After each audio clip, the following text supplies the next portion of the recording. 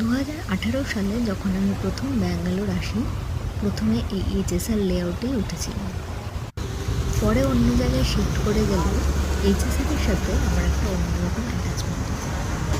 অনেক দিন পরে যখন যাই তখন ওখানের গলি গলি, নতুন দোকান এসব আমরা ঘুরে দেখি আর পুরনো কথা মনে করি।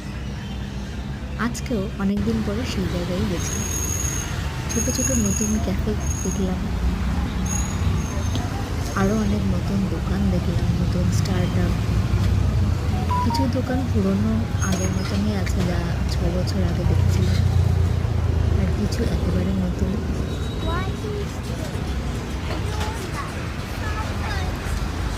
নামি দামি রেস্তোরাঁ বা ক্যাফে ছাড়াও পথ চলতি অনেক ছোট ছোট দোকানই কিন্তু আমার বেশ প্রিয় ছিল।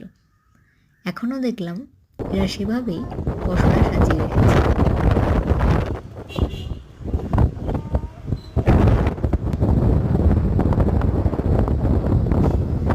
এইচএসআর লেআউটে প্ল্যান্ড ইনফ্রাস্ট্রাকচার, অনেক IT park, tech startup, corporate office ইত্যাদি থাকার জন্য কস্ট অফ লিভিং বেশ বেশি।